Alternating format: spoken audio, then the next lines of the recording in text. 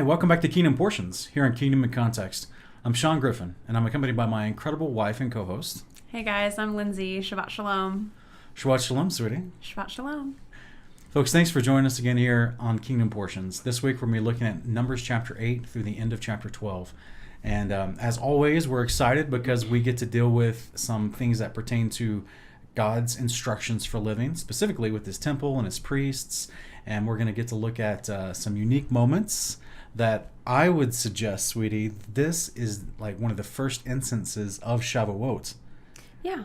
You know, the famous day of Pentecost, Acts chapter 2, the Spirit drops as tongues of fire.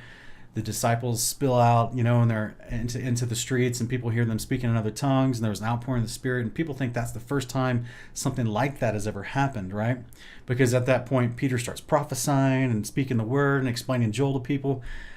I would suggest that we're going to read about that type of event happening back in the book of Numbers.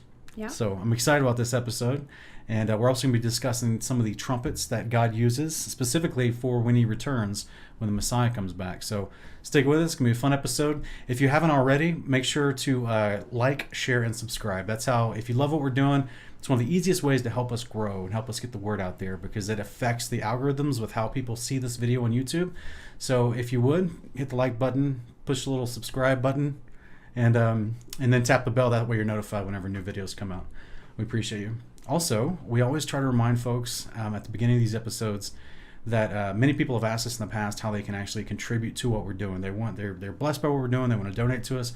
There's links in the description of the video, both the PayPal, a Patreon, and even a PO box for avenues for you to do that. And we always remind folks that this is not a tithe. This is simply based on the principle of Matthew 10, where Yeshua sent on his disciples to preach the gospel of the kingdom of God, which is what we focus on here on this particular series, why it's called Kingdom Portions. And he told them not to take any money with them, but because the worker was worth his hire. And so basically he's saying to them, look, if your message is blessing the people that you're speaking to, they will in turn bless you. And that's the only principle that we stand on. And so if that's you in the past, thank you so much. We appreciate your support, your love, as well as those who are Patreon members. We just want to say thank you. People that are regularly donating to us already. It's been amazing. Those of you who have used PayPal that have donated to us and support us, thank you so much. We appreciate all that you're doing, and even the beautiful letters that you're writing to us. So some of them are very touching. We're keeping all of them, and we just it warms our heart, and it keeps encouraging us to do this. So thank you so much. But yeah, we just thank you for all of your love and support. Kingdom Portions. Friday nights, Honor Kingdom of Portions. Kings. Saturday night, Honor of Kings. Right. Sunday nights, Torah Apologetics. Yeah. If you haven't seen Honor of Kings, that's what we do on Saturday nights. Me and a buddy, Ken Heiderrecht from Hanging on His Words. We actually co-host this show together where we look at the Apocryphal books and we try to figure out whether they should have been kept in the Bible or whether they shouldn't originally put in but never were. So we test the Apocryphal and the extra biblical books to the American Canon of 66 and see if they line up. It's a really fun show. People seem to enjoy it. Make sure to check that out on Saturday nights if you haven't already seen it. And on Sunday nights, we have a new series that we started just a couple weeks ago. It's called Torah Apologetics. And the whole point is that we're going to be looking at apologetics from a wide variety of topics and issues, and we're going to obviously try to explain those ideas succinctly, clearly, and coherently from the Word itself, from the Scriptures, from God's instructions for living, what He calls Torah. And this coming week, we're actually starting our Galatians series. Dun dun dun. So people are I'm excited. You've read Galatians? I've read Galatians. That's right. And so we're actually going to be doing a 3-part series on Galatians. At this point, it's 3 parts. I'm trying to keep it to 3 parts. Tentatively 3 parts. But it's not going to. They're not like each video is not going to be that as long as some of the other ones. But the point is, we're going to break it down from several different angles, so that once we actually get to the controversial statements within Galatians, you're going to be like, oh, I understand. It's like this is so easy to understand when we keep things in context. And so that's what I'm going to hopefully present clearly and coherently for everybody in that series. So please join us on Sunday nights for Torah Apologetics. Sweetie, is there anything you want to mention or announce? Yeah, we have a Facebook group. So we do find that the Facebook app is a bit more user-friendly than YouTube. We often don't get notified about comments on YouTube.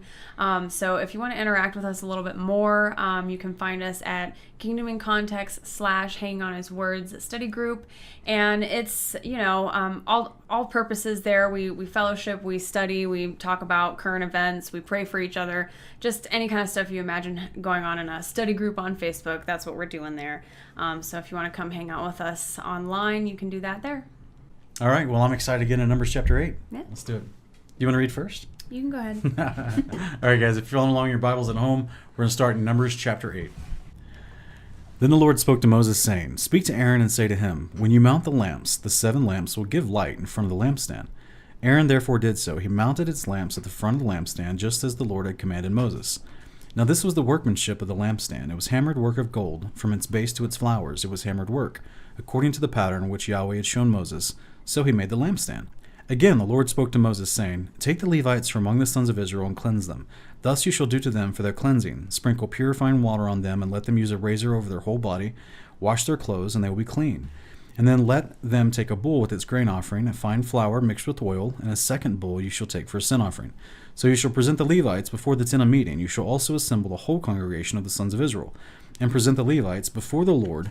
And the sons of Israel shall lay their hands on the Levites. And Aaron then shall present the Levites before Yahweh as a wave offering from the sons of Israel, that they may qualify to perform the service of the Lord. Now the Levites shall lay their hands on the heads of the bulls, then offer the one for a sin offering, and the other for a burnt offering to the Lord, to make atonement for the Levites. You shall have the Levites stand before Aaron and before his sons, so as to present them as a wave offering to the Lord. Thus you shall separate the Levites from among the sons of Israel, and the Levites shall be mine. And then after that the Levites may go in to serve the tent of meeting.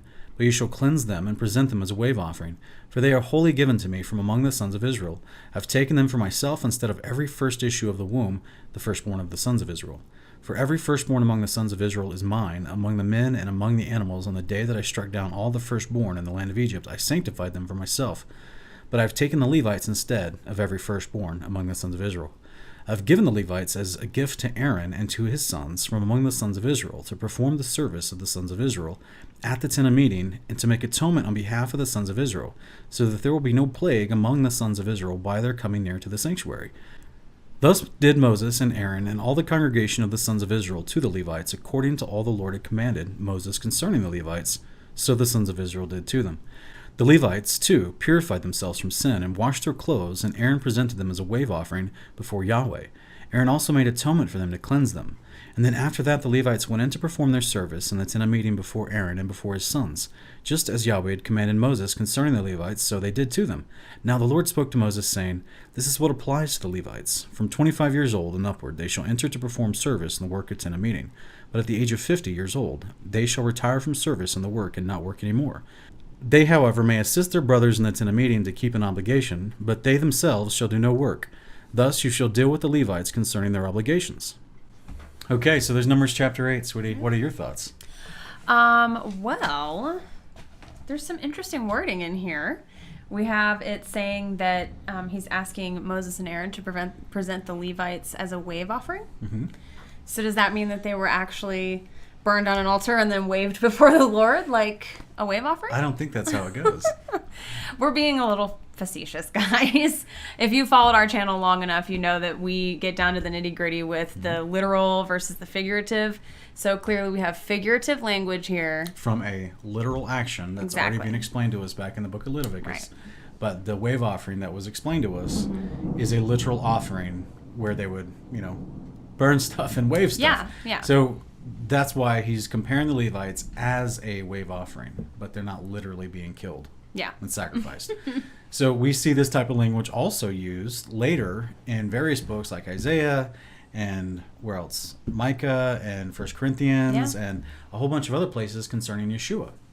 So, right. Yeah, that's how that works. Yes. Yeah, they expect you to be familiar with the language of the sacrifices and what the priests did, and then they'll compare the implications of those actions to someone's behavior later. Right. So, Yeah, or in this case, to the dedication of their service to the temple as a wave offering. Yeah, so they're being likened to a wave offering, but they were not literally a wave offering. This is called a metaphor comparison or a simile. Right. Yeah. So verse 19, there's a unique mention of the plague again. Right. You guys remember when we did the episodes a few times back? What was it? Leprosy in the kingdom, and we also did the subsequent week after that. We did mark of leprosy.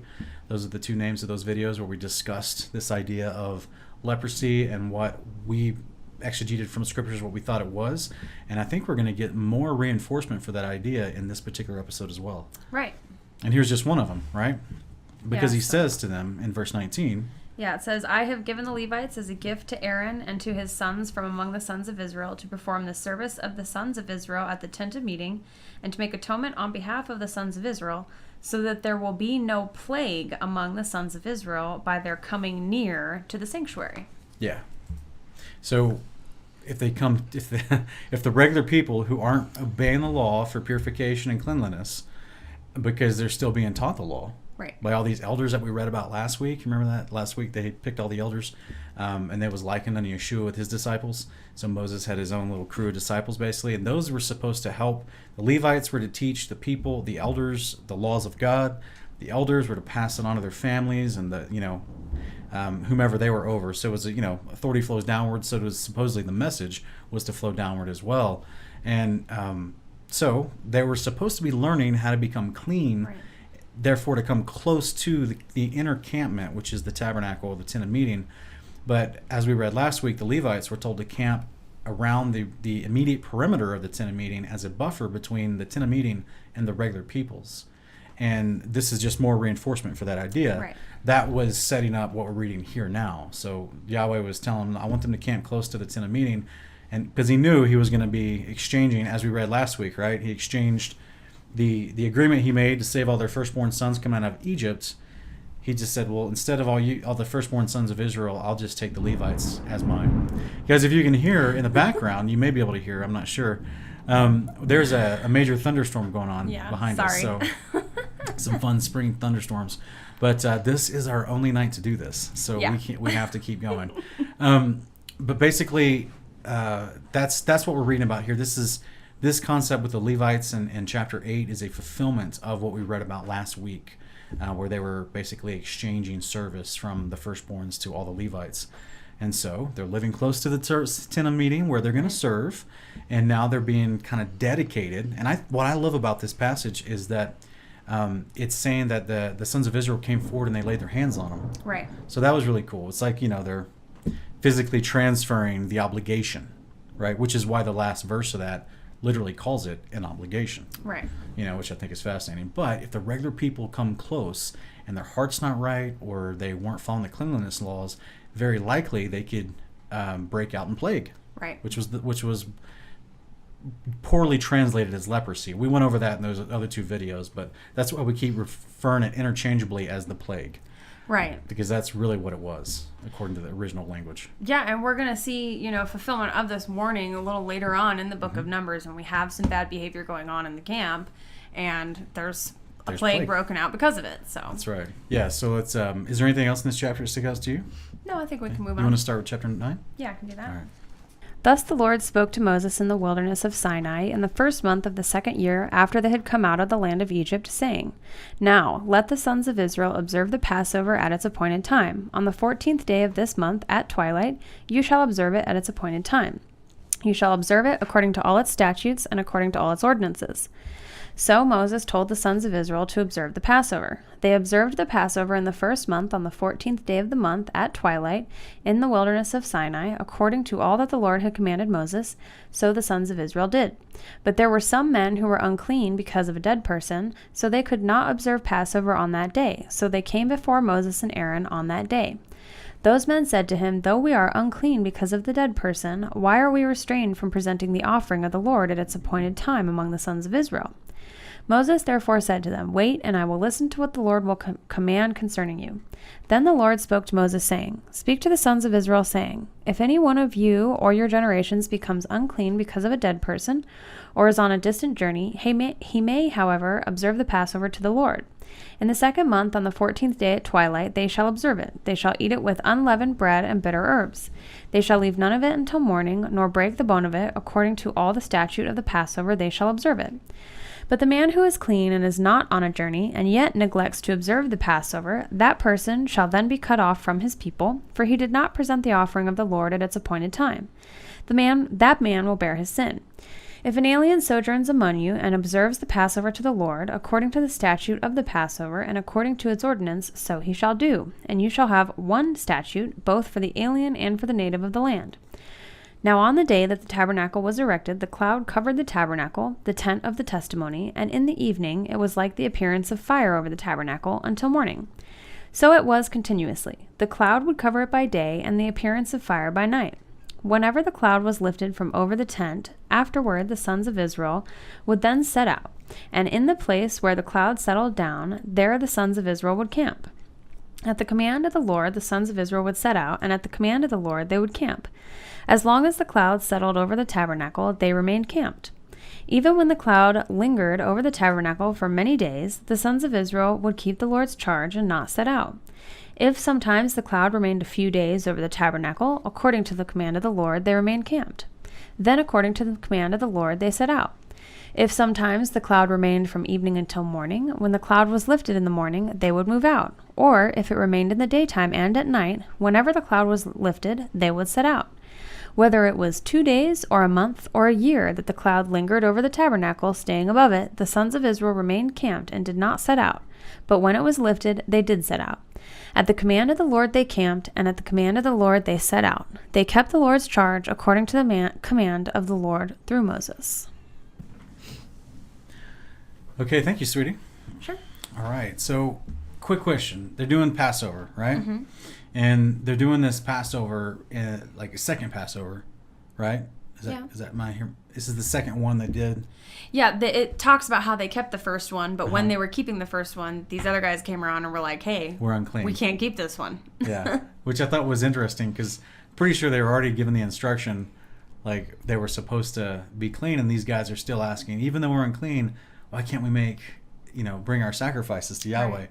And Moses is like, let me go ask for you. But even that they were already all told why. Right. You know what I mean? But he still went through the motions patiently and humbly to go and bow before the Father on account of the people. Clearly they had hearts that desired to obey the commandment, and they desired to keep the Passover with everyone. But so then they have to enact this secondary clause for what's called second Passover.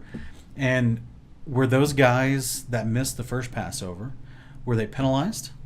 No. Did they have to do some extra sacrifice of some sort, or pay some sort of retribution or money? Of course not. No. They were just had an opportunity to do it again. Yeah. So we actually see something like this later on in the history of Israel, 2 Chronicles 29 and 30.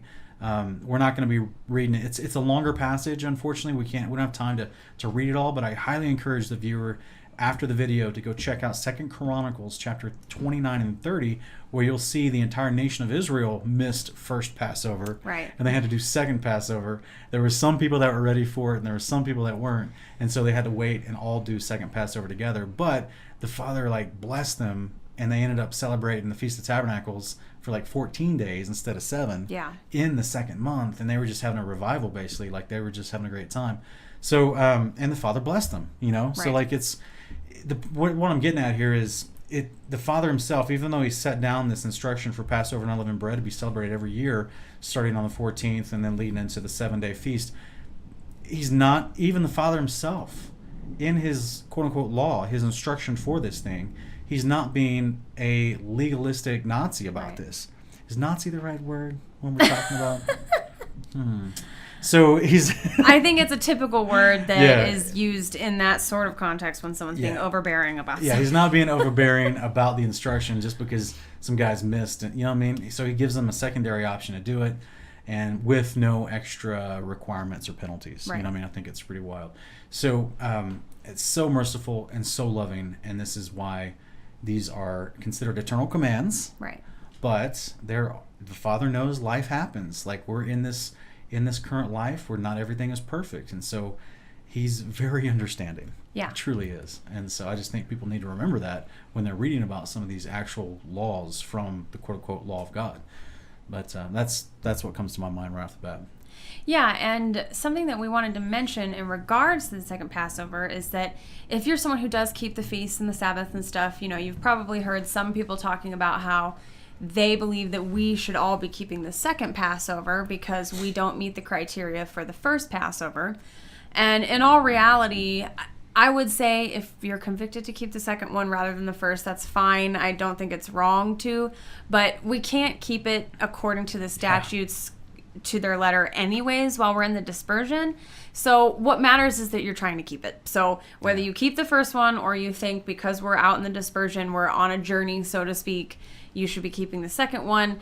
The context was still that they came back to Jerusalem after being on that journey to keep it in Jerusalem. So none of us can go, bring a lamb to the temple in Jerusalem right now and actually keep it according to the statutes. So again, it's the heart that counts. Like it's the Father is going to honor the fact that your heart desires to obey it. So none of the circumstances are right for us to keep first or second Passover right now. It was called we're in the dispersion. This was prophesied. Right. There is no temple, and the only temple that the Father prophesied would be available for us again when He regathers us is going to be the New Jerusalem. Right. So it's not going to be some man-made temple by whomever is ruling Israel right now, which we do not believe is the Father. So this is basically none of the conditions are right anyway to celebrate any of the feasts. They're all done right now as memorials while we're in dispersion. We actually see a wonderful example of this in the book of Tobit. I think it's chapter 2 or chapter 3, like the first few verses, where Tobit was from the tribe of Naphtali. Mm-hmm. And he was captured by the Assyrians in like 720 BC when the Assyrians started invading the northern kingdoms of Israel. And he's in Nineveh in captivity, and he's celebrating Shavuot, which is this weekend, right?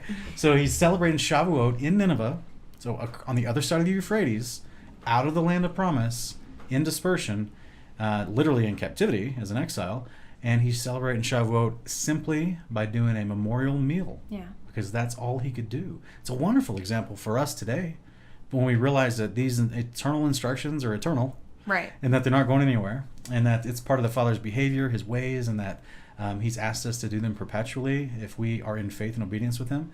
And so this is the example for how we can do them has been set out for us. And it's simply just, we can't fulfill all these other requirements as far as taking a literal sacrifice to a temple or anything like that. So the best we can do is just have a great time, do a celebratory meal, focus on the Father. Shavuot, like this weekend, it is a Sabbath. It is a holy convocation. So don't work. Enjoy your meal with family and friends, and who knows, maybe read the scriptures about Shavuot. Yeah. And spend time with the Lord and just have a good time. Maybe read chapter 8 of Numbers, because it does seem fitting that we're reading this on this weekend that we're keeping Shavuot. So. Yeah, it's wild. So yes, this is what Jubilees 49:9 also talks about, is what was mentioned here, as far as like if someone's not available for first Passover because they were on a distant journey. Jubilees 49 verse 9 also talks about the person that is clean and is close at hand, if there's a temple up, should be coming to the temple because it's a requirement. But if you're away on a journey, then you're still not even able to. Right. So what I'm getting at also is like, what happens if you miss the second Passover? Is there any outline instruction or discipline or rule, or it doesn't say anything about it? No, obviously we don't see that. We don't see another caveat for that. If you miss first Passover because you're on a journey, say like you're too far away to come back, or you can't because back in those days maybe there was a squall, or it was whatever, the boats that was supposed to take you were on repair for 3 months, I don't know, and you couldn't get back for first or second Passover. Were you supposed to make up for it at Shavuot or Feast of Trumpets or Feast of Sukkot?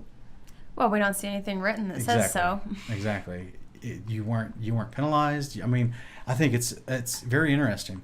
The Father just, even with a command that He calls eternal and He calls a big deal, being the Passover also being a part of Feast of Unleavened Bread, He calls it the Feast of the Lord. And if you miss it, He wants you to do it. He wants you to be mindful of it, remember it. But if you miss it, He doesn't penalize you. So it's very, very loving. What else sticks out in this particular chapter? This is a good chapter. Yeah, I mean, we have another appearance of this character we became acquainted with recently, the angel of the Lord. A very unique appearance, right? Yes. So this is just further fulfillment of Father promising them back in Exodus, I will send an angel before you and he'll clear the path before you.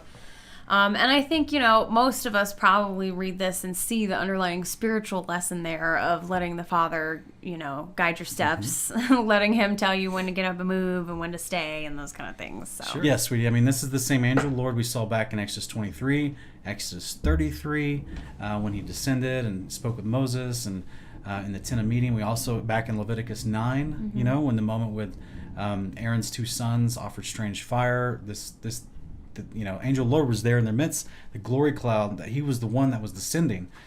So he's the representative of the Father. That's the point that we did a whole video on this. It's one of our, we did it, I think, back in December maybe, but I'll put it up here on the screen. It's called The Angel of the Lord, The Angel Who Goes Before You is the title of it. And if you haven't watched that one, it's a really good one. We go into all the scriptures and break down the angel of the Lord and what's going on there. This is the same guy that was in the burning bush. It's an angel, just like angels all throughout the scriptures are sent with messages to help mankind and to speak the message of Yahweh to mankind. This specific one was given as like a guardian, if you will, during this process that they were in the wilderness and didn't have any established nationhood. Right. So it was very unique. You want me to start with chapter 10? Yeah. Okay, we'll start reading in chapter 10, guys. Here in verse 1, the Lord spoke further to Moses, saying, Make yourselves 2 trumpets of silver, of hammered work, you shall make them. You shall use them for summoning the congregation and for having the camp set out. When both are blown, all the congregation shall gather themselves to you at the doorway of the tent of meeting. Yet if only one is blown, then the leaders and the heads of the divisions of Israel shall assemble before you. When you blow an alarm, the camps that are pitched on the east side shall set out. When you blow an alarm the second time, the camps that are pitched on the south side shall set out. An alarm is to be blown for them to set out. And when convening the assembly, however, you shall blow without sounding an alarm. The priestly sons of Aaron, moreover, shall blow the trumpets, and this shall be for you a perpetual statute throughout your generations. When you go to war in your land against the adversary who attacks you, then you shall sound an alarm with the trumpets, that you may be remembered before Yahweh your God, and be saved from your enemies. Also in the day of your gladness, and in your appointed feasts, and on the first days of your months, you shall blow the trumpets over your burnt offerings, over the sacrifices of your peace offerings, and they shall be as a reminder of you before your God. I am Yahweh your God. Now in the second year, in the second month, on the 20th of the month, the cloud was lifted over the tabernacle of the testimony, and the sons of Israel set out on their journey from the wilderness of Sinai.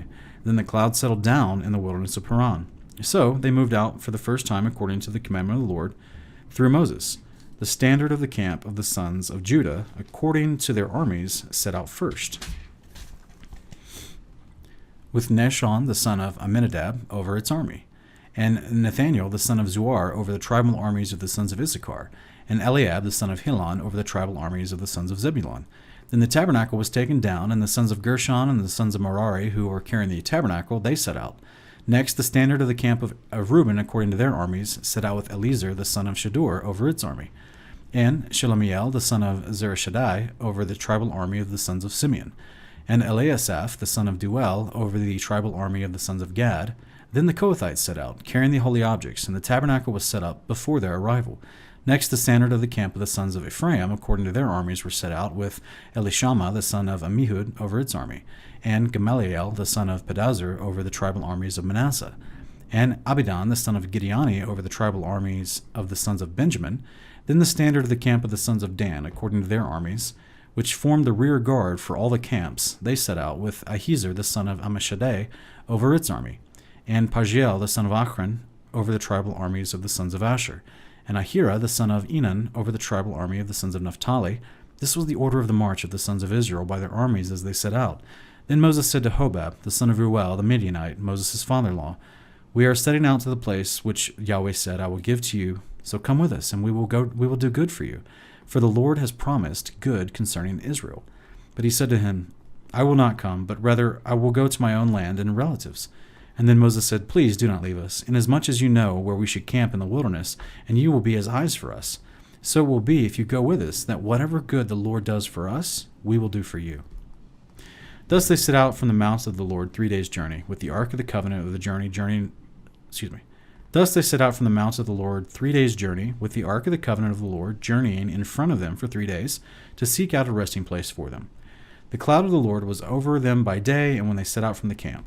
Then it came about when the ark set out that Moses said, "Rise up, O Yahweh, and let your enemies be scattered, and let those who hate you flee before you." When it came to rest, he said, "Return, O Yahweh, to the myriad thousands of Israel." Okay, so there's chapter 10. What are your thoughts, sweetie? I just love all the Day of the Lord symbolism right at the beginning of the chapter. We've got these different reasons for blowing trumpets. So I just find it really intriguing. Yeah. What's fun is there's an alarm set off if they sound the trumpets to sound an alarm. That's a specific trumpet call. Right. If they blow the 2 horns, then it gathered all the peoples. Right. But if they just blew the 1 horn, it gathered the leaders of the peoples, which I think that we're going to talk about that a little bit later in as far as our other pairings with the Apocryphal books, the New Testament, and the prophets, because we see that happening. Right. It's very wild. So back here in Numbers chapter 10, in a very small little section that seems like it doesn't mean anything to us in the modern times, it's going to mean everything to us. Right. This is what we're definitely going to be excited about when this comes to fulfillment. It's amazing. So yeah, that's exciting because it's going to lead into the Day of the Lord and everything. So yeah, because we've got so he comes back at the last trumpet. Yeah. So there's the sound of a trumpet, and he returns, and we're resurrected. So the congregation is being assembled. We're going to be leaders of the people at that point. It also talks here about when you go to war in your land against the adversary who attacks you, then you shall sound an alarm with the trumpets, that you may be remembered before the Lord your God and be saved from your enemies. So we know Yeshua is also coming to do battle on that day. Right. So we've just got all kinds of Day of the Lord symbolism wrapped up into these commandments here. We're going to see, basically what we're getting at is these instructions he's given Moses to do for the people and for the army with these trumpets. We're going to see Yahweh follow his own instructions and use them himself at the return of the Messiah. Yeah, when he sends Yeshua back, it's going to be amazing. Yeshua is going to be following these commandments. That's right. Well, all of heaven is going to be following these exact commands. And that's what we've tried to emphatically show folks throughout these kingdom portions, is that these instructions that Moses is receiving from Yahweh, from the Creator, to have the people learn, this is the behavior of the Creator. Right. He's saying, these are my ways. This will be righteousnesses for you if you do these, if you understand these, if you comprehend these, if you learn these. If you guys want to know what the Creator's like, he's literally given us step-by-step thoughts, revealing his mind and his actions and how heaven behaves. Like, I think it's amazing. And you have book after book, Exodus, Leviticus, Deuteronomy, and Numbers. You got all these books that just go into great depth and detail to tell you the Father's personality, his behavior, and how the entire kingdom of heaven behaves. So I just it really so makes it makes reading the Torah so much easier, and it makes so much more of it actually come alive and jump off the page when you see all of the symbolism in it. Because I think a lot of us have read the Torah and we've seen the symbolism of the coming Messiah there. We've seen the symbolism of Jesus, Yeshua, in there. But then once you get into the actual gospel of the kingdom that Jesus was preaching, and then you start to see that throughout all of this, it just, it's an inexhaustible book. I mean, you can read it your whole life. It never gets old. I saw one time on social media, someone posted a picture where they had gathered, 20 or 30 scriptures that were, quote unquote, descriptions of heaven. And these are like, mostly from the New Testament, just some things that are kind of taken as quick descriptions, from various places in the New Testament. And I was reading that and my heart was broken because I was sitting there thinking like, oh my goodness, good for the person that decided to take the time to do that. That's great. And I applaud his passion for learning the Word and knowing the Word. But I'm like, man, he hasn't figured it out yet. He hasn't realized how much description we have of heaven throughout the whole book. It's amazing to see all this blatant instruction that the Father says, this is my behavior and this is what we do. Yeah. So practice it. Like we read back in, was it Leviticus 18? He's like, I've given you my statutes to practice. So this is why we do them. Hobab. Yes. So we got this dude named Hobab. Bless you. Yeah, exactly. Right. Moses is approached by a dude named Hobab, who we're told is Jethro. Ruel, by the way. I know that we read the word Ruel, but this is another name used for Jethro, which was Moses' father-in-law, which was the father of Zipporah. And Hobab comes up to Moses and he's like, hey, I want to go back home.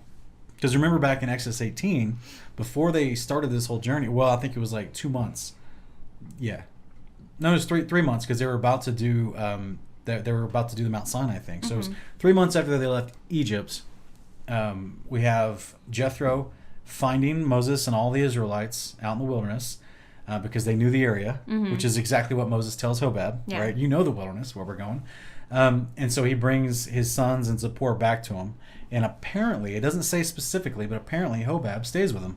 He also comes with Jethro and the fam, and he hangs out for a year, because this is like a year later this is happening. And now he's like, yeah, I want to go back home. Yeah. So we're going to read why in the next chapter. I think it's the next chapter, maybe chapter 12. We're going to read why. So I just put a mental note here about Hobab and why Moses is trying to say, hey, man, you don't have to leave. You can stay with us. Whatever good the Lord does for us, we'll do for you. I just love that, by the way. It's like a wonderful principle that he's just saying, look, the Father's doing all this good stuff for us, even though you're not literally blood-born with us as a Hebrew, we'll treat you exactly the same. This is Deuteronomy 10, to treat the foreigner and the stranger among you as yourself and to treat him with love. You know, so like this is Moses already behaving in the instructions that Yahweh told him. It was also back in Leviticus 25. I want to say it's like verse 26 or something. So, so Moses is already doing Torah. Yeah. And he's lovingly pleading with this guy Hobab, hey, you're welcome to stay with us, man. And I'll be honest with you, if I'd have been in that encampment and I wasn't truly an Israelite, I was just kind of hanging out because extended relative, like my sister Zipporah was married to Moses, the leader of all these people, and I was seeing all this stuff happening, like I would have had some mixed feelings. You know what I'm saying? You see all these calamities that has already happened because of people's rebellion already. Yeah. We're about to get to number 16 with Korah's rebellion. So all these things are happening. They're being fed this manna. Maybe he was tired of the manna. I don't know. But either way, like I can understand why he's sitting there going, well, man, I just want to go back home to my family. But on the other hand, I don't know. Like, you see all these miracles that he's doing for them? Yeah, that seems to be the safest place. You may want to stay right there. So anyway, it's interesting little dynamic here. What's anything else in this chapter for you, sweetie? No, I think we can move on. You want to take 11? Yeah. Okay. You guys, we're going to start in chapter 11. Now the people became like those who complain of adversity in the hearing of the Lord. And when the Lord heard it, his anger was kindled, and the fire of the Lord burned among them and consumed some of the outskirts of the camp. The people therefore cried out to Moses, and Moses prayed to the Lord, and the fire died out. So the name of that place was called Taberah, because the fire of the Lord burned among them. The rabble who were among them had greedy desires. And also the sons of Israel wept again, and said, who will give us meat to eat? We remember the fish which we used to eat free in Egypt, the cucumbers and the melons and the leeks and the onions and the garlic. But now our appetite is gone. There is nothing at all to look at except this manna. Now the manna was like coriander seed, and its appearance like that of bdellium. The people would go about and gather it and grind it between 2 millstones, or beat it in the mortar, and boil it in the pot, and make cakes with it. And its taste was the taste of cakes baked with oil. When the dew fell on the camp at night, the manna would fall with it. Now Moses heard the people weeping through their families, each man at the doorway of his tent, and the anger of the Lord was kindled greatly, and Moses was displeased. So Moses said to the Lord, why have you been so hard on your servant, and why have I not found favor in your sight, that you have laid the burden of all this people on me? Was it I who conceived all this people? Was it I who brought them forth, that you should say to me, carry them in your bosom as a nurse carries a nursing infant to the land which you swore to their fathers?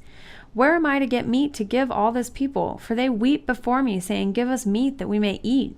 I alone am not able to carry all this people, because it is too burdensome for me. So if you are going to deal thus with me, please kill me at once, if I had found favor in your sight, and do not let me see my wretchedness. The Lord therefore said to Moses, gather for me 70 men from the elders of Israel, whom you know to be the elders of the people and their offices, and bring them to the tent of meeting, and let them take their stand there with you.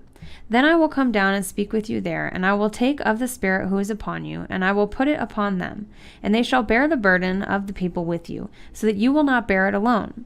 So to the people, say to the people, consecrate yourselves for tomorrow, and you shall eat meat, for you have wept in the ears of the Lord, saying, oh, that someone would give us meat to eat, for we were well off in Egypt. Therefore the Lord will give you meat, and you shall eat. You shall eat not 1 day, nor 2 days, nor 5 days, nor 10 days, nor 20 days, but a whole month until it comes out of your nostrils and becomes loathsome to you, because you have rejected the Lord who is among you, and have wept before him, saying, Why did we ever leave Egypt? But Moses said, The people among whom I am are 600,000 on foot. Yet you have said, I will give them meat to eat, so that they may eat for a whole month. Should flocks and herds be slaughtered for them to be sufficient for them? Or should all the fish of the sea be gathered together for them to be sufficient for them? The Lord said to Moses, Is the Lord's power limited? Now you shall see whether my word will come true for you or not. So Moses went out and told the people the words of the Lord. Also he gathered 70 men of the elders of the people and stationed them around the tent. Then the Lord came down in the cloud and spoke to him, and he took of the Spirit who was upon him, and placed it upon the 70 elders. And when the Spirit rested upon them, they prophesied, but they did not do it again. But 2 men had remained in the camp. The name of one was Eldad, and the name of the other Medad. And the Spirit rested upon them. Now they were among those who had been registered, but had not gone out to the tent. And they prophesied in the camp. So a young man ran and told Moses, and said, Eldad and Medad are prophesying in the camp. Then Joshua the son of Nun, the attendant of Moses from his youth, said, Moses, my Lord, restrain them. But Moses said to him, Are you jealous for my sake? Would that all the Lord's people were prophets, that the Lord would put his Spirit upon all of them. Then Moses returned to the camp, both he and the elders of Israel. Now there went forth a wind from the Lord, and it brought quail from the sea, and let them fall beside the camp, about a day's journey on this side, and a day's journey on the other side, all around the camp, and about 2 cubits deep on the surface of the ground. The people spent all day and all night, and all the next day, and gathered the quail. He who gathered the least gathered 10 omers, and they spread them out for themselves all around the camp. While the meat was still between their teeth before it was chewed, the anger of the Lord was kindled against the people, and the Lord struck the people with a very severe plague. So the name of that place was called Kibroth Hattaavah, because there they buried the people who had been greedy. From Kibroth Hattaavah, the people set out for Hazeroth, and they remained at Hazeroth. Thank you, sweetie. Sure. All right. So it's been a year since Exodus 16, and they're still complaining about food choices. Poor Moses. Poor Moses, man. We need to make, that's a T-shirt we need to make. Yes. Poor Moses. So, to me, this reminds me of Exodus 32 with the golden calf incident, and because of the language of who's complaining and then who gets judged, right? You remember in the Exodus 32 event, Moses comes down from the mountain, sees what's going on, and then he calls the Levites to him, and he says, whoever's for the Lord, come over here. The Levites decide to execute judgment in their zeal for Yahweh on the people that had started the events of the golden calf, and apparently it was only about 3,000 of them, because those are the ones that were struck down by the sword that day.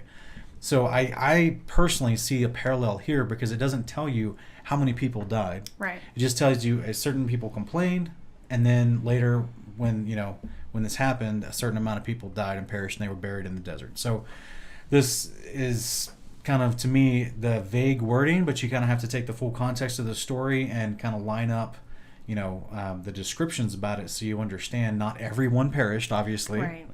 But as it seems to be, the people that complained were the ones that perished. Bdellium.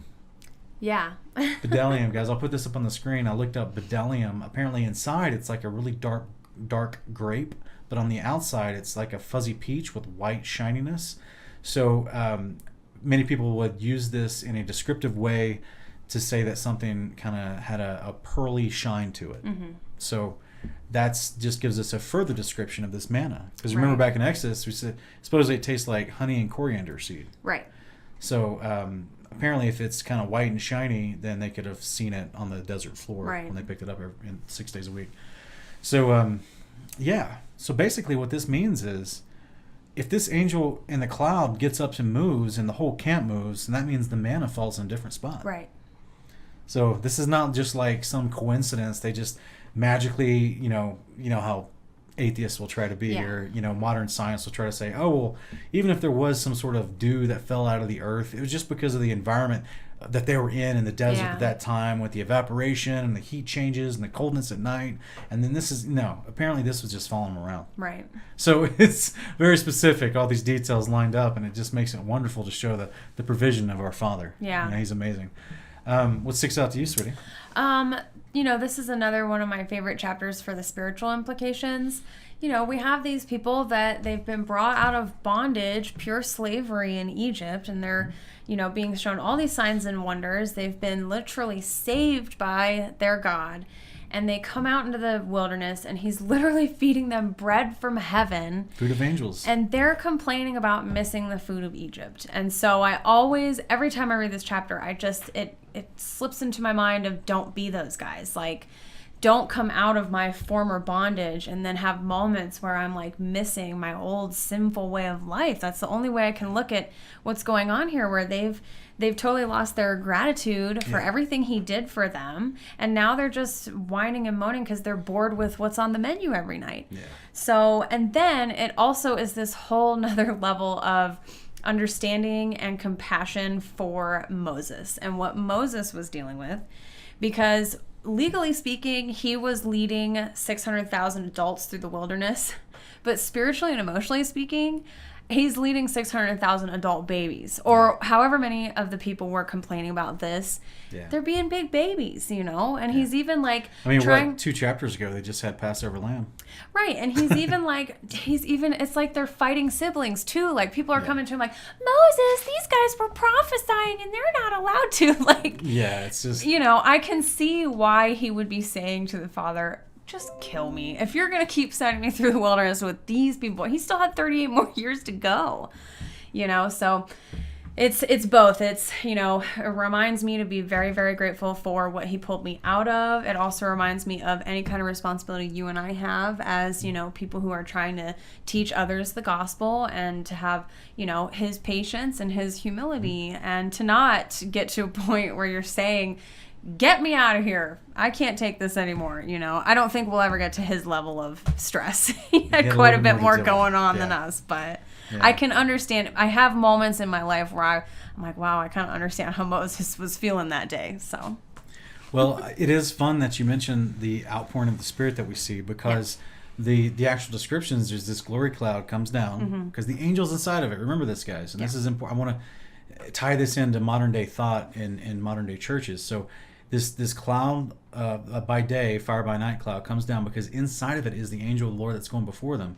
Again, we covered this in that video that I referenced. Please go watch it later if you haven't already seen it. It'll help you greatly with understanding this passage. And he comes down in the midst. So the way I look at this, if it's Moses is at the tent of meeting, and he called all the 70 elders around him, and it says that they stood around the tent of meeting. I kind of personally envision it like they all circled up around the tent of meeting, Moses in the middle. This dude drops down, he's just like, and he gives him the Spirit. But even there's an overflow of this outpouring of the Spirit that goes into the camp, which is, we already been trying to tell everybody from the literal descriptions of everything, this is not close by. Right. This is not in the same area. Like, this is, who knows how far away. It could have been 100 yards or more. Because we're talking about a huge, huge encampment of 2+ million people. So this is a very large area. And just around the tabernacle, there's 22,000 Levites? That's right. So it's a large area. And so I'm guessing this was one of the numbered men, Eldad and Medad, of the Levites. So this was still not even, they're around the tabernacle, but they're not inside of it. And it pours out onto them too. Why those two? I can't tell you. We tried to figure it out. We tried to look it up. I couldn't find anything to really explain it. But I do love the fact that it's a very similar model that Yahweh's using with Moses that we see with himself in heaven, because the Father himself has elders that he brings before him. We see this in Revelation chapter 4 and other places. And there's 24 of them. There's not 70. Right. But there's 24 elders that apparently were created on day 1, according to multiple other books. And these guys chill around Yahweh. Yeah. They're like his counsel. Like, he tells them his plans for accountability, and they have discussions about it. And of course, the Father's not going to ever be wrong about what he wants to do, but this is his model that he's setting up. That's the point. Again, we're trying to help you understand when you're reading this stuff, there's purpose behind it. The Father's showing you how he operates literally in heaven, like what he's doing right now. He's giving you the layout. And I think it's also really cool because also, I think it was in Luke 9, Yeshua also sends out 70 people. So that means he at one point had to bring 70 before him, and send them out. So I think that's pretty wild. What else pops out into this particular chapter for you, sweetie? I don't know. I think we might have covered everything I noticed. Yeah, I think so. Oh, did you notice how the translators in this passage, they put the italics? Oh, yes. I didn't read it. I just naturally didn't read it You skipped that over it. way. Well, I didn't skip over it. I just replaced the his for the it. Because when it's... Okay, so let's explain what we're talking about. you So go verse ahead. 17, then it says, I will come down and speak with you there, and I will take the spirit who is upon you, and I'll put it upon him. In this particular translation, it exchanges the spirit, and it gives it a male personification, and it uses the pronoun him. Yeah, I'll Now- put him upon you. Yeah, and it's in italics, which means that is inserted by the translators. It's not actually in the original text. Right. So, again, this is what would happen if you're wanting to support a traditional Trinitarian thought process. Yeah, and that's the only thing that we would be speaking against right now. We believe the Spirit is real and that the Spirit is given to people. And if at any point in the text the Father wants to represent his Spirit in a male personification with the male pronoun, I'm completely cool with it. It's fine. He also does that with wisdom as a female That's right. personification. But do we say that, then some people get into that weird, the Holy Spirit is feminine thing. Yeah. That's, again, figurative and literal, guys. Yeah, we have to be diligent to keep things in context. Yeah, we believe the Spirit is a real and it's real his concept. power and he Yeah. puts it upon Comes people. forth from the Father, and absolutely. It's just not a separate person, a separate entity with its own, Never. There's no scriptures that actually describe the physical form of the Spirit of God. Right. Because it's not a physical form. Right. It's just the power that comes from him to enact goodness on the Yeah. earth, or judgment, or whatever. Or creation. I think that's interesting. But Trinitarian thought and theology from Catholicism would teach that it's its own separate being. Right. Like if you were to take a glimpse of heaven, you'd see three people: Father, Son, and Holy Spirit, and they're all supposedly one, yet three distinct. And then that's where it gets really muddy with the waters of how they try to describe it. But that is not what the scriptures actually show to us. So you see translator bias in moments like this. Real quick, we talked earlier about the Spirit dropping with the angel cloud. Mm-hmm. Now this would be where a lot of modern churches would talk about this concept of a physical, viewable, like something you can see in reality, what they call a Shekinah glory cloud. Yeah. Right? And in a lot of charismatic churches, there's been supposedly testimony. It's up for debate whether it's genuine or not. I've never seen it myself, so I can't say one way or the other. But there's a lot of churches that claim they've seen a physical, bright, glowing cloud that has come into a room or come down into service, and they think it's an outpouring of the Spirit. The reason why I say that, I'm not judging those events to say those are fakery or those are demonic or those are of the Lord, because I truly don't know. I just want the people that are watching this video to take special note of what's going on when these events happen. There's an angel that's dropping down. It's not just some wispy, bright, glowing cloud. There's an angel who glows.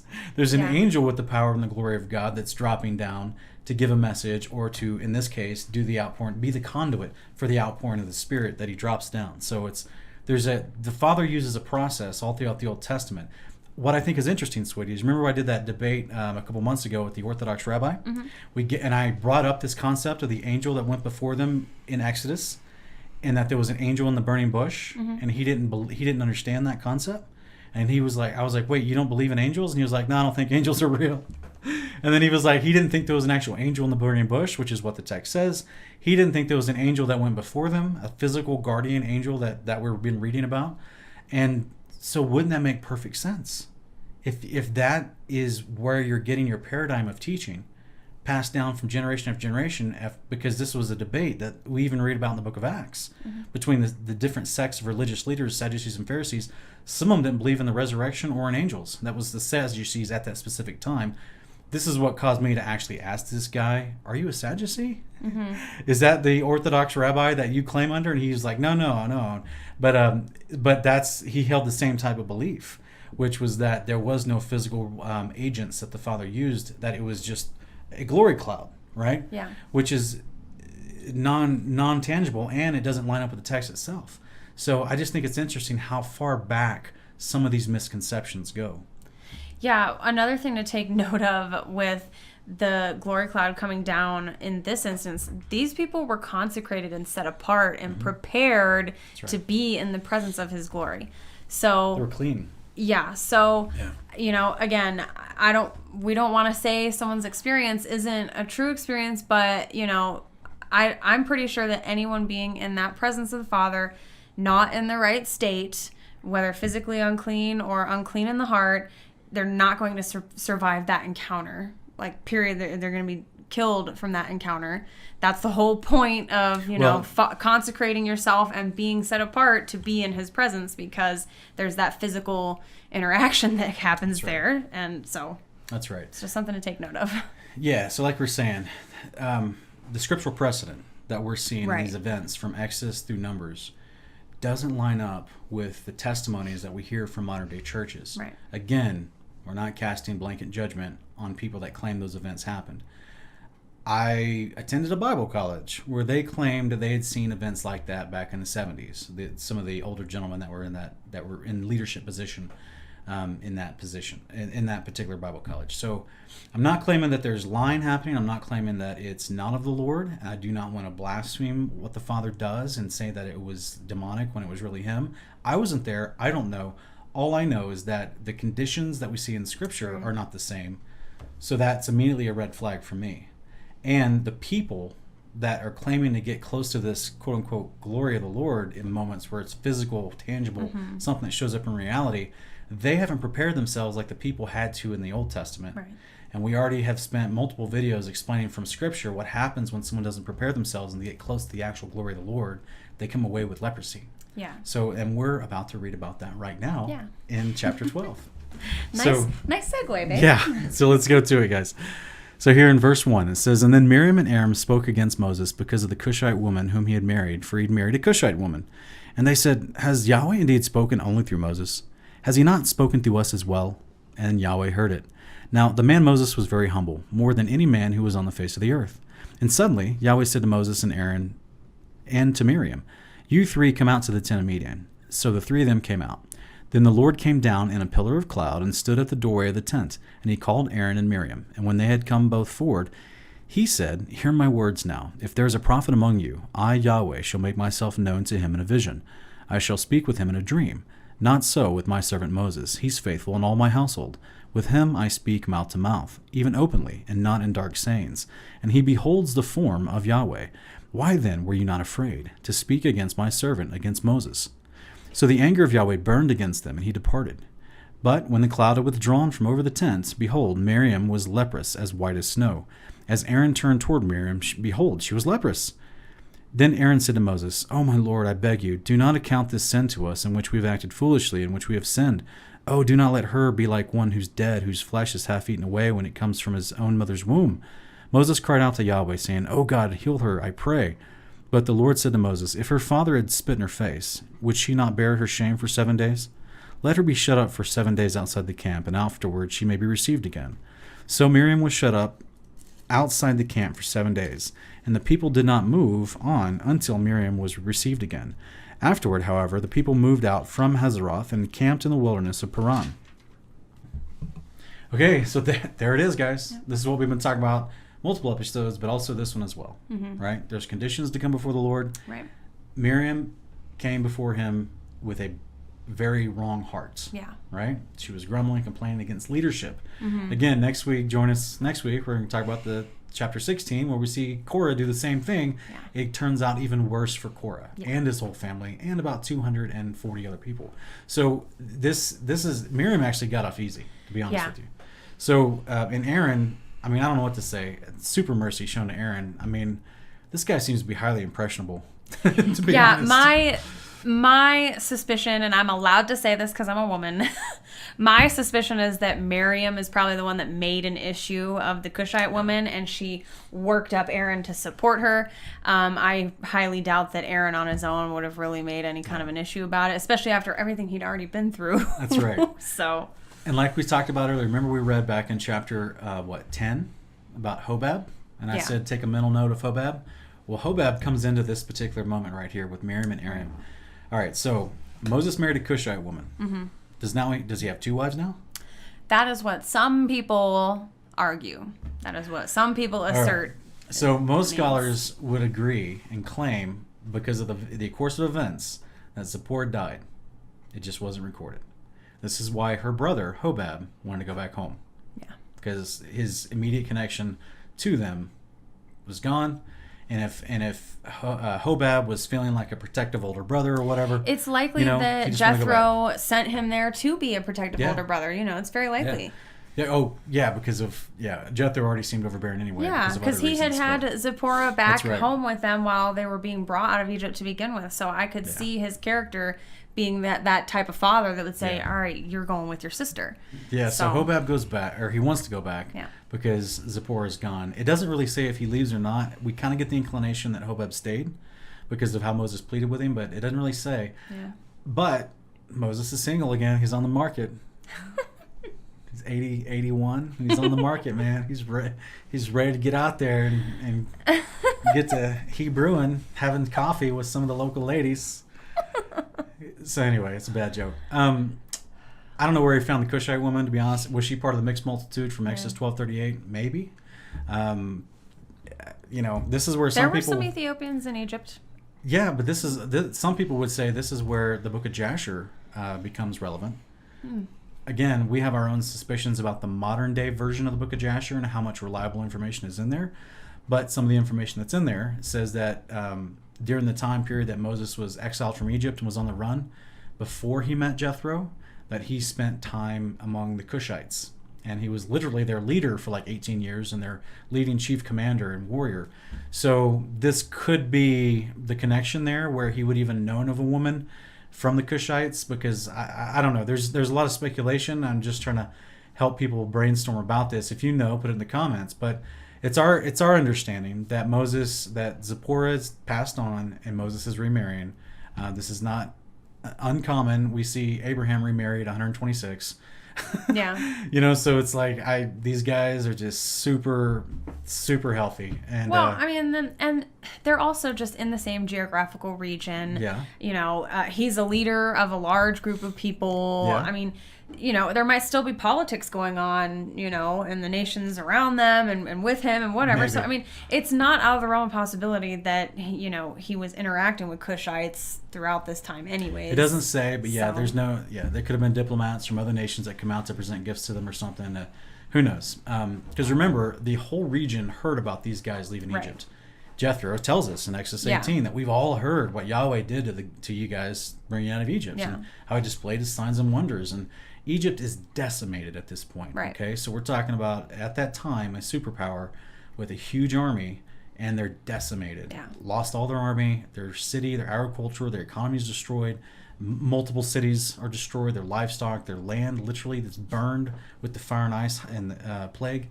And so I think that this is, and this requires some extenuating research, but to me, this is where the Assyrians came in and took over, and then had control of the region for a while. And so there was a lot of shifting in power after the Israelites came out, and they all knew that all they got to do is just go to the widows that are left over in Egypt, and they're like, what happened here?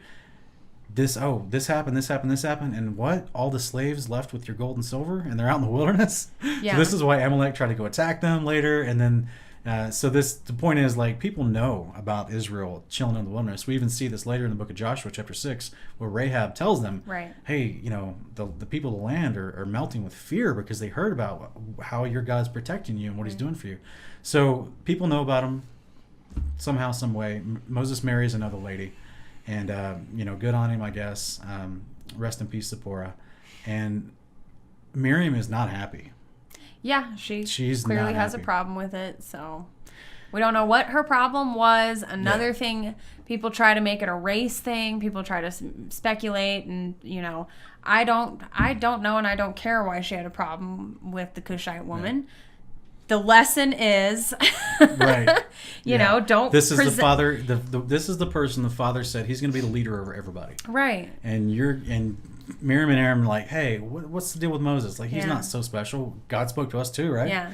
You know what I mean? So they're sitting there thinking that they're on par with the leadership that was anointed and given specifically to Moses. So they're challenging authority. Yeah. It's not just simply them having a complaint against their brother's wedding decisions. Yeah. So there's a reason all this information is in there, guys, and this is why we're always talking about context, right? So if I were to read just the beginning of this chapter 12, and I don't have a clue why it's mentioning he married another lady from Cushite, then how would I know the impertinence of him talking to Hobab and trying to get him to stick around? Yeah. Right? If I hadn't have read Exodus, I wouldn't have known that Jethro brought Zipporah down.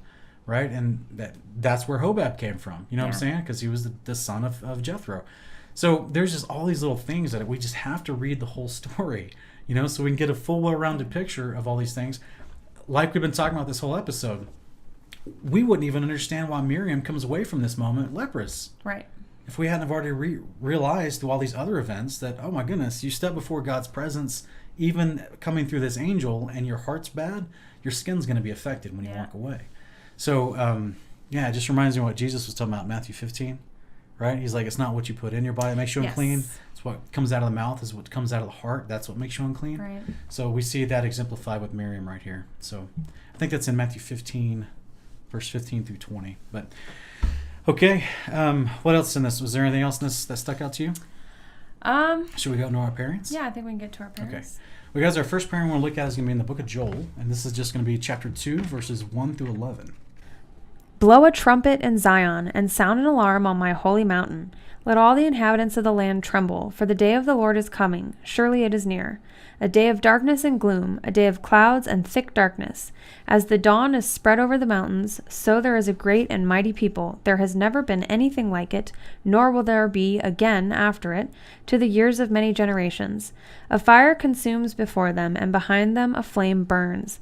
The land is like the Garden of Eden before them, but a desolate wilderness behind them, and nothing at all escapes them. Their appearance is like the appearance of horses, and like war horses, so they run.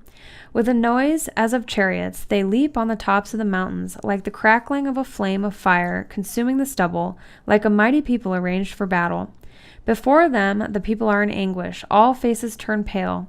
They run like mighty men, they climb the walls like soldiers, and they each march in a line, nor do they deviate from their paths. They do not crowd each other, they march everyone in his path. When they burst through the defenses, they do not break ranks. They rush on the city, they run on the wall, they climb into the houses, they enter through the windows like a thief. Before them the earth quakes, the heavens tremble, the sun and moon grow dark, and the stars lose their brightness. The Lord utters his voice before his army. Surely his camp is very great, for strong is he who carries out his word. The day of the Lord is indeed great and very awesome, and who can endure it? There it is. It's amazing. Blow a trumpet. Day of the Lord, sound the alarm. Didn't we just read that back in Numbers chapter 8? Sure did. Numbers chapter 9, was it? The two trumpets, or the silver trumpets, excuse me. And then, what was it? Blow a single blast, you bring the elders. Blow both of the trumpets, so it's two blasts, you bring the whole congregation.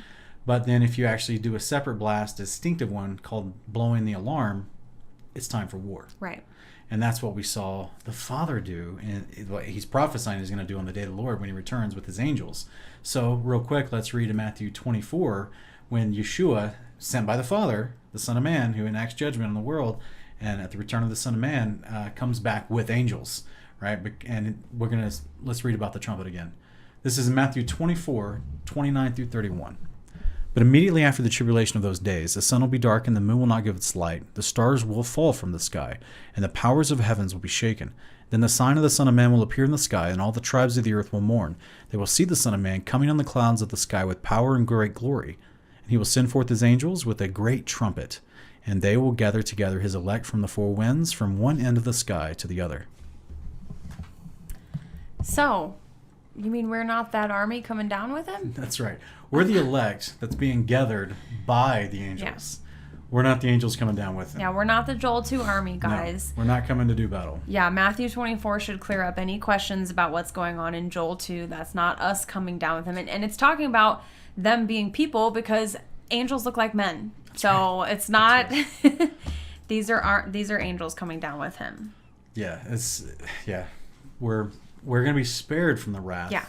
Protected. This is Matthew 13. He sends out the reaper angels to gather those who are, we're the ripe harvest, right? We're the resurrected, the dead in Christ that have risen. And then the angels come escort us to the New Jerusalem. This is what Isaiah chapter 60, verse 8 is talking about. Who are these that fly like doves to their lattices, right? So we're the actual resurrected being taken with the angels to the New Jerusalem to escape and get away from all the battle of Armageddon and the events that are going to happen with the other angels that are the warrior angels we just read about in Joel 2, with Yeshua coming down to actually do battle. So we got to be cleared away from all that stuff. Yeah, and it seems like reading those two passages that there's actually two classes of angels involved here, because we have the angels who are going with him to go into the houses and do the battling, and then there's the angels who are out gathering the elect at that same moment. So That's right. It's interesting. The next passage real quick we want to read is in 1 Corinthians. This is going to be in chapter 10, and we're going to look just at a few verses 1 through 6. For I do not want you to be unaware, brethren, that our fathers were all under the cloud, and all passed through the sea, and all were baptized into Moses in the cloud and in the sea, and all ate the same spiritual food, and all drank the same spiritual drink, for they were drinking from a spiritual rock which followed them, and the rock was Christ. Nevertheless, with most of them God was not well pleased, for they were laid low in the wilderness. Now these things happened as examples for us, so that we would not crave evil things as they also craved. Thank you, sweetie. Sure. All right, so there's some unique language in here that we wanted to show as an example of how events and terms from the Old Testament, many of these things we just read from the book of Numbers, are being used in metaphorical fashion by Paul, and Paul is famous for this, because he's an extremely good writer. Yeah. And he can use stuff saying like we're all under the cloud and we all pass through the sea. Have you done that? Have you done that? I've never done that, right? This is the whole concept. Just as he's saying we're all eating the same spiritual food. These are metaphors he's using, or allegories he's using from the Old Testament language and the events that happened to apply to modern believers by just trying to, just like he similarly in other passages say, well, you were buried with Christ, you're also raised with Christ. Right. Well, I've never died and been raised again. So clearly this is metaphoric language. And just as he also says, they were drinking from a spiritual rock which followed them, and that rock was Christ. Okay, is it literally Jesus Christ following them? Right. Is it Jesus Christ literally a rock? Can you literally drink of Jesus Christ from? So you see what I'm saying? So these are all metaphorical imagery that he's trying to use, expecting you to know stuff like the book of Numbers. Yeah. So that you can then read his writings and understand the encouragement he's trying to give you. And he's trying to explain how, Christ can be applicable to you in your life, and how he fulfills some of these concepts metaphorically from the Old Testament, So I just think it's interesting that not just interesting, it's helpful that we study the front of the book to a point where we can recognize this language from Paul and not get tripped up. To me, it's very fitting because that's exactly what Peter warned us of. Right? If we don't know the Old Testament, Paul will twist Paul's words, and even and the rest of the scriptures too. So it's our job to be studied and approved, and to actually know the front of the book. Yeah, and he says right here that we're given the records of everything that happened to people to be an example for us, so we don't crave the things that they craved, and they crave things that were not of the Father. That's right. So yeah, he's so misunderstood. Poor Paul. I know. Yeah, poor Moses and poor Paul. That's right. All right, guys. The next pairing that we're going to go to is going to be in the Apocryphal of Abraham. So this is a unique apocryphal book that is it's very unique, guys, because this particular apocryphal book, it was not included in the Catholic canon, but it was included in a Slavonic Russian canon for a long time, and it was actually, there's Greek copies of it apparently in Vienna, as well as some ancient monasteries in Russia. And actually this specific book, Apocalypse of Abraham, we reviewed in Honor of Kings in season 1. So we did several episodes on it. You're welcome to go check out those episodes, and we go through the bulk of the book line by line and compare it to the canon of 66, and it's an amazingly accurate book. It's pretty wild. But we're going to be reading out of chapter 31, and we'll just read the first 8 verses real quick. And then I will sound the trumpet out of the air, and I will send my elect one, having in him all my power in one measure. He shall summon my despised people from all nations, and I will send fire upon those who have insulted them, and he who have ruled over them in this age. And I will give those who have covered me with mockery to the scorn of the coming age. And I have prepared them to be food for the fires of Hades, and perpetual flight through the air of the underworld, for they shall see the righteousness of the Creator, and those whom he now honors, and they shall be ashamed. For I had hoped that they would come to me in repentance, rather than in loving strange gods, but they forsook the mighty Lord, and went the way that they willed to go. So there it is again, right here in the Apocalypse of Abraham. Trumpet sounds, the elect one, the Messiah is sent, judgment's happening. This is these trumpets that we were introduced to back in Numbers are very, very important. They're significant, yeah. Very important. This is how the Father's doing business. So our prayers for everyone watching this is that we want you to hear the last trumpet, the single blast. We don't want you to hear the alarm blast. So, and this is where it kind of gets, I can't really decide from all the scriptures I've read about this. I can't really quite tell if there'll be like a single long blast that raises the dead in Christ. I know that's going to happen, but I don't know if there's going to be that alarm blast, which is a separate sound afterwards. So after we're already being taken to Jerusalem, then the alarm blast happens, and then because as First Thessalonians 4, I think it's verse 16 and 17, where it says, those who are asleep will not precede those who are, those who are alive and remain will not precede those who are asleep. For the dead in Christ will rise first, and then those who are alive and remain will be together caught up with them in the air to meet Yeshua at his coming. So it's my understanding from all these passages put together that we're raised from the dead. Angels are escorting us to the New Jerusalem, and we see Yeshua coming down with his warrior angels, him on the white horse, and I imagine a bunch of other white horses, and that they're all coming down to do battle. And it seems to me that there's a second alarm blast from Joel 2 that sounds, and we may hear that as we've already are ascending in the sky. So the point is, I pray that everyone watching this, that it's the first trumpet blast that matters to you. Yeah, it's bringing a lyric to my mind I think some people might be familiar with. When I hear that trumpet sound, I'm going to rise right out of the ground, because ain't no grave can hold my body down. That's right. I'm a Johnny Cash fan, guys. Sorry. But hopefully you're not still on the ground when you hear the alarm trumpet. Yeah. That's the point, is that one's the one you don't want to hear on the ground still. Yeah. You want to be rising in the air to be and passing by Christ at his coming. As you're being taken to be, as Isaiah 26:20 explains, you're hidden away in your rooms while indignation and wrath happens on the earth below, because it's going to be bad. So, anything else on this that you want to point out, sweetie? No, I think you covered it. Do you have any concluding remarks for the viewers? The same as always. If you watch the whole video, thanks for sticking with us to the end. Come see us on Facebook if you want to come hang out in our group. And just more than anything, I just want to express our heart here is only to help people understand and comprehend his word in a way that they can go and help other people understand and comprehend his word. And the only way to do that is to keep everything in context, because context creates comprehension. So that's really our passion in life. We just want to help you guys understand this book. We want to be able to help you answer questions about this book, objections about this book, and just any general sense of confusion that may be surrounding this book. We want to be able to help people dispel that confusion. So we really appreciate you guys being here and subscribing, liking, sharing, all that stuff to get the word out. And we hope to see you next week, and we hope to see you on Facebook, and we hope to see you at the resurrection. That's right. Yeah. Thanks everyone for joining us, and we hope you have a great Shavuot this weekend, Pentecost celebration this weekend, and enjoy your rest. So we'll see you next week here in Kingdom Portions. Shabbat Shalom. Shabbat Shalom, guys. Have a good week. Happy Shavuot if you're keeping it. When I hear that trumpet sound, I'm gonna get up out the ground. Ain't no grave gonna hold my body down.